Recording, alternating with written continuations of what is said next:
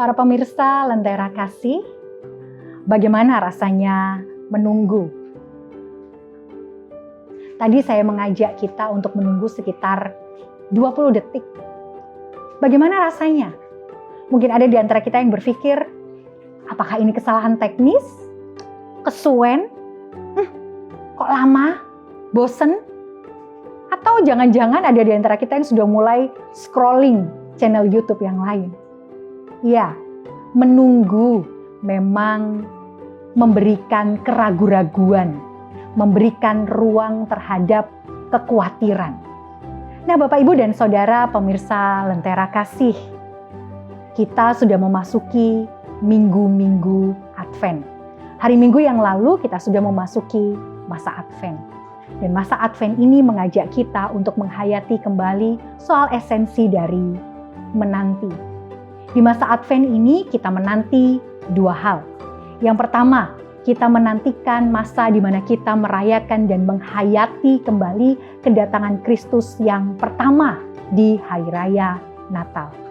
Sedangkan yang kedua, yang kita hayati juga adalah kita diingatkan bahwa kita ini juga sedang menanti kedatangan Kristus yang kedua. Tentu berbeda dengan perayaan Natal yang tiap tahun kita rayakan, sehingga kita bisa menentukan tanggal perayaannya, bisa merencanakan acara perayaannya, dan seterusnya. Tapi kedatangan Kristus yang kedua, tidak ada yang tahu.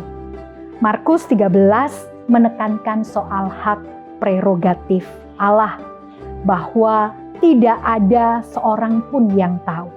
Malaikat-malaikat di sorga tidak, dan anak pun tidak. Hanya Bapa saja yang tahu kapan terjadinya, kapan kedatangan Kristus yang kedua itu terjadi.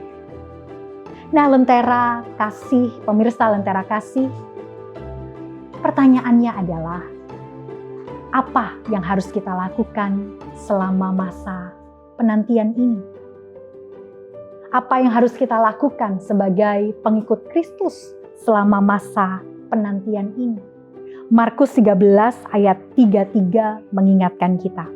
Hati-hatilah dan berjaga-jagalah sebab kamu tidak tahu bila manakah waktunya tiba. Jadi kita diajak, kita diingatkan untuk senantiasa waspada dan berjaga-jaga. Masa menanti, masa penantian, masa menunggu ini bukan berarti bahwa kita bisa ongkang-ongkang kaki dan santai-santai saja, tidak melakukan apa-apa. Tapi seperti para pekerja yang ditinggal oleh tuannya. Dikatakan di sana di Markus 13 ayat 33 sampai 37, di sana ada para pekerja yang ditinggal oleh tuannya. Mereka tidak tahu kapan tuannya itu kembali. Tapi apakah para pekerja yang ditinggal itu lalu kemudian tidur-tiduran terus, santai-santai terus? Tidak. Mereka terus dan setia mengerjakan pekerjaan yang dipercayakan padanya. Karena itu kita juga, mari sebagaimana para pekerja yang setia itu, kita terus juga setia untuk waspada. Terus setia untuk berjaga-jaga. Terus setia untuk memastikan diri bahwa kita adalah pengikut Kristus yang setia.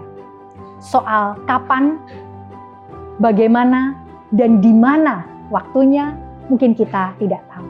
Tapi ingatlah, Anak Manusia pasti datang. Kristus pasti datang. Mari menanti dengan berjaga-jaga dan waspada. Amin. Selamat menanti. Tuhan Yesus memberkati.